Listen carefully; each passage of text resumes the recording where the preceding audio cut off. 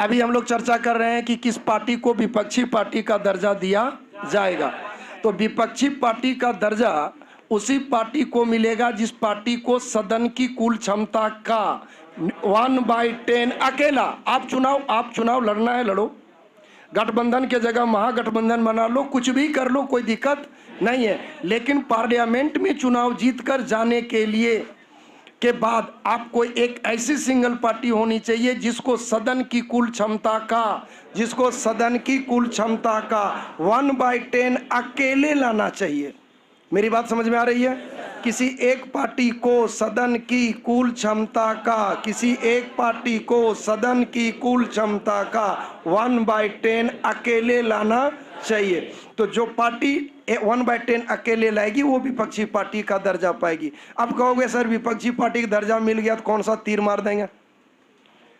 यार, जिस पार्टी को विपक्षी पार्टी का दर्जा मिलेगा उसका एक नेता चुना जाता है जो कहलाता है विपक्षी दल का नेता। क्या कहलाएगा? और ध्यान रखना, जो भी होगा विपक्षी दल का नेता उसको कैबिनेट दर्जे के मंत्री के बराबर की सुविधा प्रदान की जाती है। कैबिनेट दर्जे के बराबर की सुविधा प्रदान की जाती है। किसको? विपक्षी दल के नेता को। किसको? ये फरियाया। भारत का पहला विपक्षी जो रहा है वो कांग्रेस पार्टी रही है और पहला विपक्षी पार्टी का नेता रहा राम सुभग सिंह। कौन रहा है?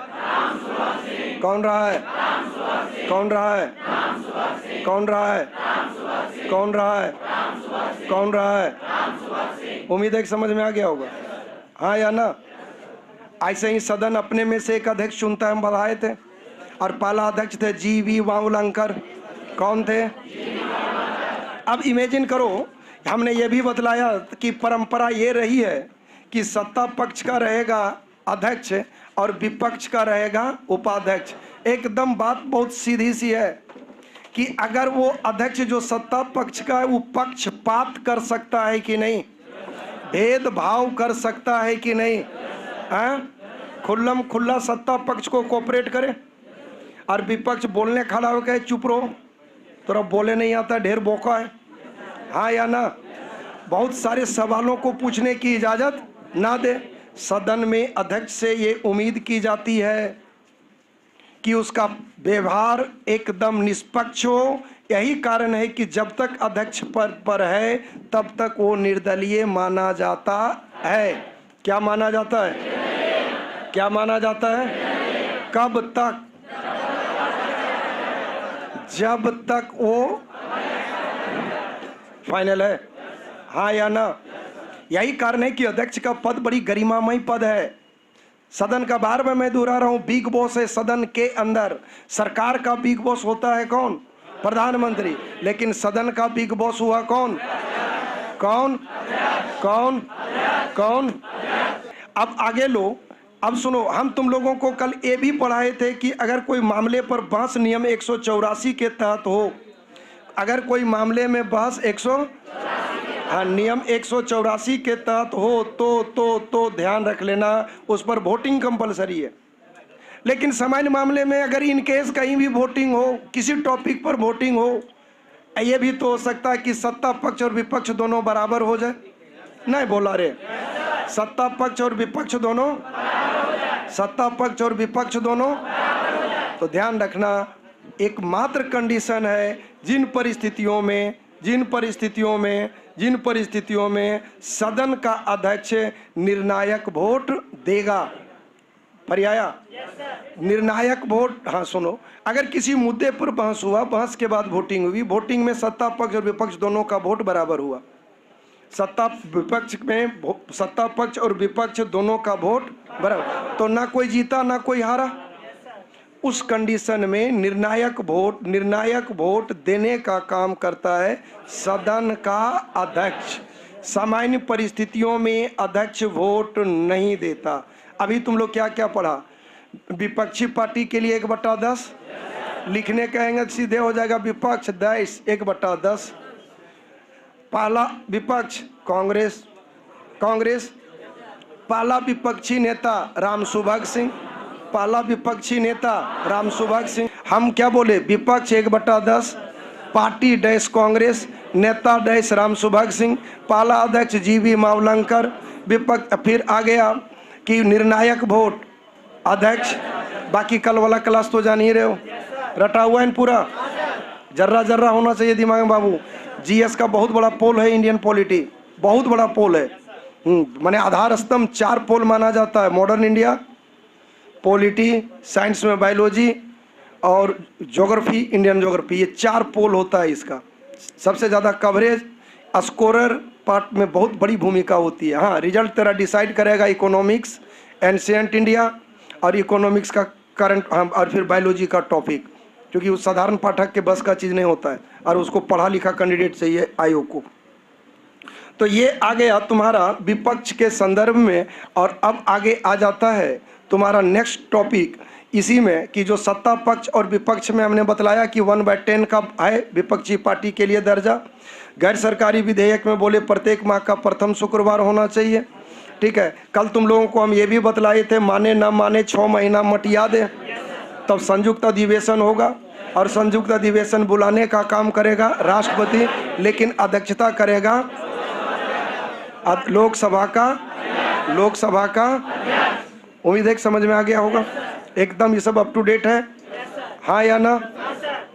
अब आगे ले लो, इसी प्रकरण में आगे ये आ जाता है कि सदन की कार्यवाही का प्रोसेसिंग क्या है। तो यार अब पहला आवर कहलाता है प्रश्नकाल। कौन काल? कौन काल? कौन काल? कौन काल?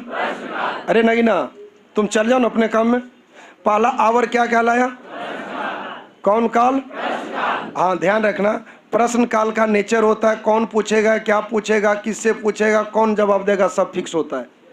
किस काल में? किस काल में? किस काल में है? प्रश्न काल के ठीक बाद का काल कहलाता है शून्य काल। कौन काल? कौन काल? कौन काल? कौन काल? कौन काल? शून्य काल बड़ी बहुत ही खतरनाक पीरियड होता है यारा। कौन पूछेगा, क्या पूछेगा, किससे पूछेगा, कोई कुछ भी फिक्स होता नहीं है। फरियाया, पहला आवर क्या है? ये फिक्स है कि फिक्स नहीं है? फिक्स है, फिक्स है। पहला आवर कौन आवर हुआ? प्रश्न काल के ठीक बाद का काल। इसका मोड ऑफ नेचर क्या है? कुछ भी फिक्स है, फाइनल है, हाँ या ना? इसके बाद एक आता है आधे घंटे की चर्चा, ये चलता है MWF में। कौन चर्चा? अबे कौन चर्चा? आधे घंटे की। ये आप कहोगे आधा घंटा में क्या तीर मार लेगा? इसमें पूरक प्रश्न पूछा जाता है, व्युत्पन्न प्रश्न पूछा जाता है। नहीं बुझाया इसलिए खामोश हो गया। हाँ, इसे हम समझा दे रहे हैं। जो सवाल ऑलरेडी पूछ चुके हो और सवाल से सवाल जनरेट हुआ हो और तुम उस वक्त पूछना भूल गए हो, तो वो कहलाएगा व्युत्पन्न प्रश्न, मतलब जन्मा हुआ प्रश्न। जैसे तू घर से निकला, माँ को बोला कि माँ हम जा रहे हैं, तो एक सवाल पैदा होता है, कहाँ? तो बोला कि बोल कहाँ जा रहे हो? पूछने पर बोल जा रहे हैं वोमेंस कॉलेज। चला, भयानक सवाल पैदा हो जाएगा यहाँ। बोल क्यों? बोल मिलने। फिर क्वेश्चन है किससे? बोल प्रिंसिपल से।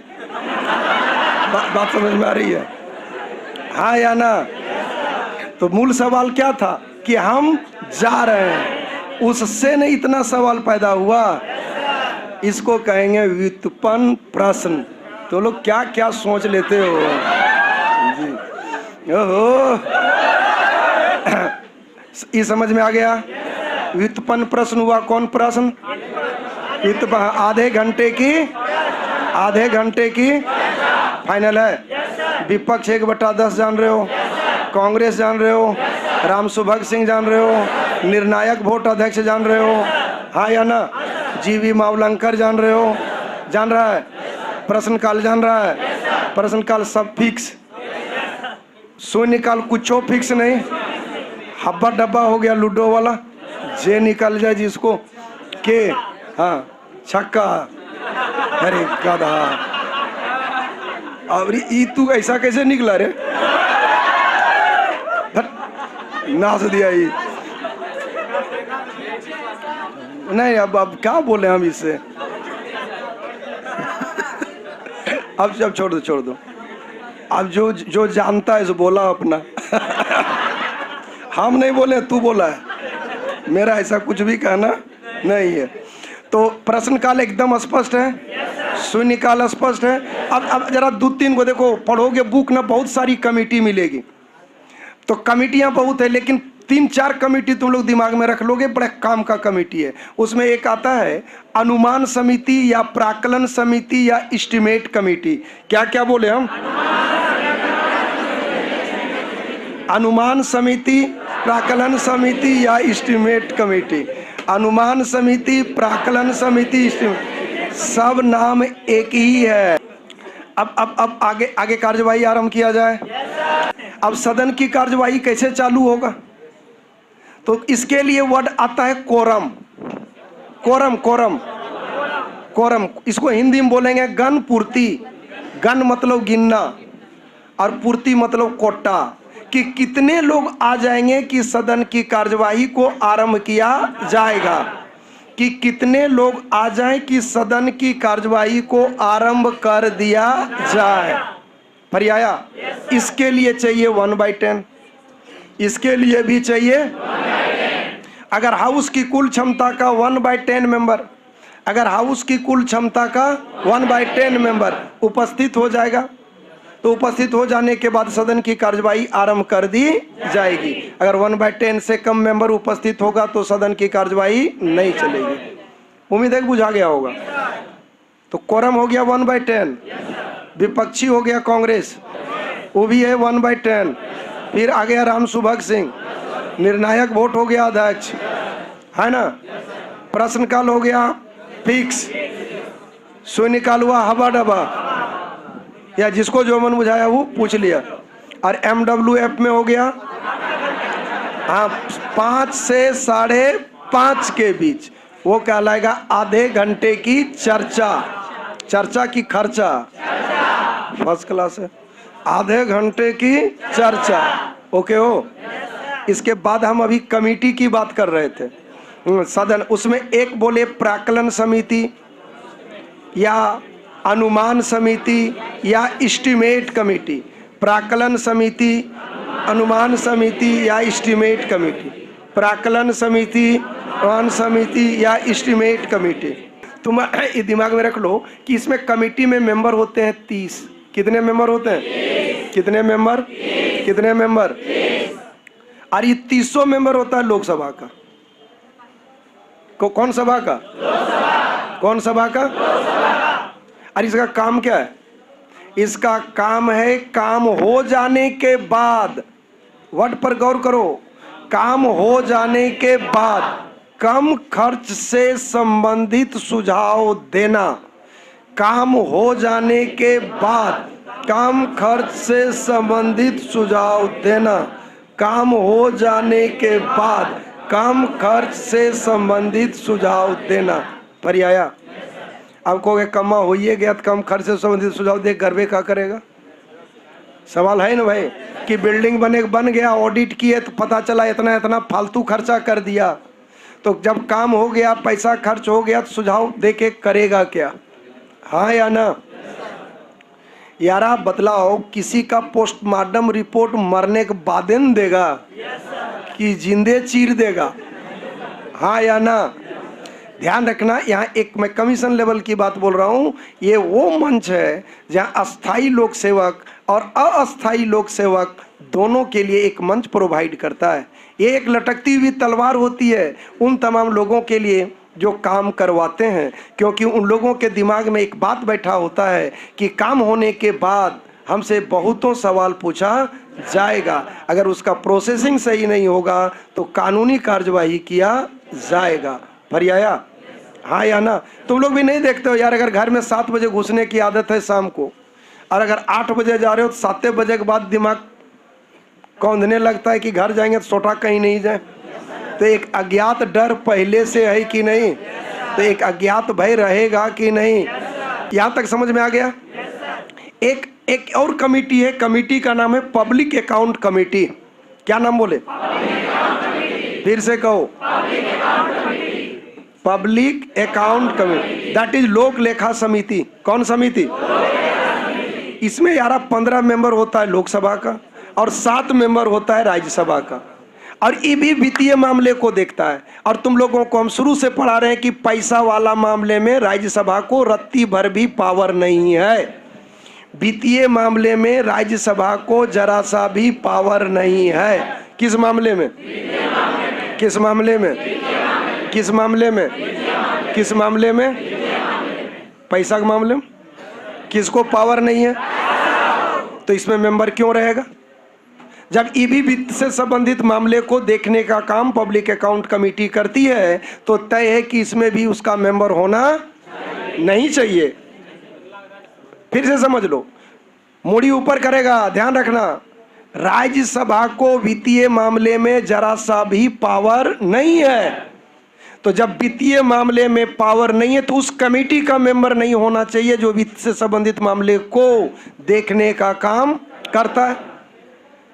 बात समझ में आया कि जब वित्तीय मामले में कोई अधिकार नहीं है तो राज्यसभा के किसी भी मेंबर को इसका मेंबर होना नहीं चाहिए। इस बात को लेकर के तूफान खड़ा किया लोकसभा में कि राज्यसभा के सदस्यों को इस कमेटी में मेंबर होना नहीं चाहिए। यार अब उन दिनों जीवी मावलंकर सदन के अध्यक्ष थे, तो वही जीवी मावलंकर ने कहा कि ये कमेटी ना लोकसभा की है ना ये कमेटी राज्यसभा की है, बल्कि ये कमेटी लोकसभा अध्यक्ष के नियंत्रण की कमेटी है। और तुम जानते हो कि अध्यक्ष हो जाता है निर्दलीय। फरियाया ये व्यवस्था दिया हुआ है किनके द्वारा? जीवी मावलंकर के द्वारा। फरियाया हाँ या ना? किसके द्वारा? किसके द्वारा? किसके द्वारा? उम्मीद है कि पूरी बात समझ में आ गई होगी। कोई प्रॉब्लम?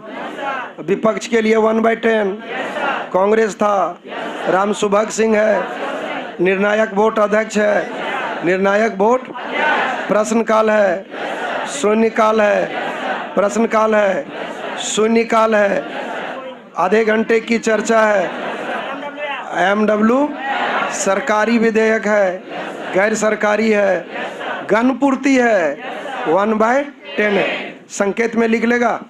सदन का अध्यक्ष जब है ही तो रूलिंग पार्टी और तुलिंग पार्टी का बोल रहा है। इसमें सरकार किसकी बनेगी? बकवा जो बहुमत में रहेगा ओकरेन बनेगा, तो बिना बहुमत एक बन जाएगा। ओ तो सत्ता पक्ष में है कायल। जब रूलिंग पार्टी को ही साथ नहीं देगा तो रहेगा कायल उसके साथ। तरह तरह की बात मत मानो, जो कानून है वो कानून है। यार मानने से नहीं होगा कि थानेदार को हम जाके रिपोर्ट मांगने घूस मांग लिया तो ये सोचने वाली बात हो गई ना। कॉन्स्टिट्यूशन जो पावर देता है वो पावर के दायरे में रहो। ये रूल है, दे देगा उसमें तू क्या कर लेगा? यहाँ तक समझ में आ गया? अब आता है कुछ प्रस्ताव। उस प्रस्ताव में आता है मूल प्रस्ताव। कौन प्रस्ताव? कौन प्रस्ताव? मूल मतलब? अरे मूल मतलब ओरिजिनल। मूल मतलब जैसे सुनो, मानव मरणशील है, इसका कोई अल्टरनेटिव हो सकता है क्या? ऐसा नहीं कहेगा अरे हमरा मरे का मन नहीं करा, हम तू ही मर जाना है। लेकिन बात अगर पार्टी में जाने की हो, बात समझ में आ रहा है, तो हो सकता है तुम कहो कि हम नहीं जा पाएंगे, तुम चल जाओ। या फिर बहुत बढ़िया तुम लोगों के अनुरूप का पार्टी हो, तब तुम कहेगा तू मत जाना, हम ही जा लेंगे वहाँ, तुम चल जाना वहाँ। पार्टी पर निर्भर करता है। जी सर यही सब करो। ये सीन समझ में आया? तो मूल प्रस्ताव उस प्रस्ताव को कहेंगे जिस प्रस्ताव का कोई अन्य विकल्प न हो। जैसे अब विश्वास प्रस्ताव लाना है या बचेगी सरकारी, अपने आप में संपूर्ण है। राष्ट्रपति जो भाषण देता है, स्क्रिप्ट जो है वो अपने आप में संपूर्ण है। इस सब का कोई अल्टरनेटिव होता नहीं है। तो इस तरह के प्रस्ताव को क्या बोलेंगे? मूल प्रस्ताव। एक आता है स्थानापन्न प्रस्ताव। कौन प्रस्ताव? यार नाम ही एक आंसर है। स्थानापन्न मतलब के स्थान पर, के स्थान पर, के स्थान पर। फरियाया हाँ या ना? जैसे अटल बिहारी वाजपेयी ने लाया था टाडा कानून, उसको बदलना था, अगले ने बदल दिया, उसके जगह पर पोर्टल ले आया। भूमि अधिग्रहण बिल कांग्रेस का था, उसको चेंज करने की कोशिश की तो नया बिल ले आए। तो जिस विधेयक का कोई विकल्प हो अल्टरनेटिव हो, तो उस तरह के प्रस्ताव को, जिस प्रस्ताव का कोई दूसरा विकल्प भी हो, उस तरह के प्रस्ताव को बोलते हैं क्या? स्थानापन्न प्रस्ताव। पर्याय। एक आता है ध्यानाकर्षण प्रस्ताव, तो नाम ही काफी है, ध्यान को आकर्षित करने वाला प्रस्ताव। इसका स्रोत अखबार होता है। अब ये मान लो एकदम ब्रेकिंग न्यूज दे दे कि मोदी जी ने कैटरीना कैफ से शादी कर लिया, तो तूफाने मच जाएगा। तो उन लोगों का जीवन पब्लिक वाला जीवन है। न देखते हो सर्दी खांसी भी होता है तो बोल प्रधानमंत्री बीमार है, एम्स में भर्ती है, बोल का हुआ, बोल सर्दी है। और तू साला छिकत छिकत मर जाओ रे, कोई सुनने वाला नहीं है। बात समझ में आया? तो सदन पूछेगा मोदी जी से, क्या मोदी जी आप कैटरीना कैफ से वो कर लिए क्या? तो मोदी जी को जवाब देना होगा। अगर सदन संतुष्ट हुआ तो ठीक है, नहीं तो कार्यवाही होगी। मान लो मोदी जी बोले कि देखो अंतिम पारी है, तुम लोगों का बहुत भविष्य है, कम से कम उम्मीद है कि समझ में आ गया होगा। ध्यान रखना, इसका स्रोत दैनिक मीडिया है, इसका स्रोत दैनिक मीडिया है। अगर देख कि आपने घूस लिया मीडिया स्रोत से, देखो 2G 4G कोलगेट ये सब जो आया, वो सारा स्रोत मीडिया है, वो सारा स्रोत मीडिया है। तो वो अखबार मेन स्रोत आ जाता है। इलेक्ट्रॉनिक मीडिया, प्रिंटिंग मीडिया किस प्रस्ताव के लिए? तो ये आ जाता है ध्यानाकर्षण प्रस्ताव के लिए। एक आता है स्थगन प्रस्ताव। स्थगन मतलब रोक देना। अब बदलाव यार, कहीं भूकंप आना होगा तो भूकंप का क्या आएगा? क्या ट्रेन को पलटा मारना है तो कह के क्या जा रहे हैं मारिए देंगे? मेरी बात समझना, कोई भी मुद्दे को सदन में अगर उठाना है तो उसकी एक प्रक्रिया है। आज तुम सवाल डालोगे, 10 दिन बाद उसकी बारी आएगी। अगर मामला जनहित से हो, मामला लोकहित से हो, मामला देर किए जाने लायक नहीं हो, तो सदन में 10 बजे सचिवालय में क्वेश्चन पुट करो। जब वहाँ क्वेश्चन पुट करोगे और लग जाएगा कि जनहित से रिलेटेड मामला है, जब लग जाएगा कि जनहित से रिलेटेड मामला है, तो चूंकि उसमें लिखा रहेगा कि यह प्रस्ताव स्थगन प्रस्ताव है, तो उस परिस्थिति में उस दिन की सदन की पूरी कार्यवाही को रोक दिया जाएगा और उस मुद्दे के ऊपर चर्चा कर लिया जाएगा। तो इस तरह के प्रस्ताव को जो सदन की कार्यवाही को रोकने से संबंधित हो, उसका प्रकृति होना चाहिए, लोकहित से जुड़ा होना चाहिए, जनहित से जुड़ा होना चाहिए, अविलंबकारी होना चाहिए, तो उसको हम लोग कहेंगे कौन प्रस्ताव? स्थगन प्रस्ताव।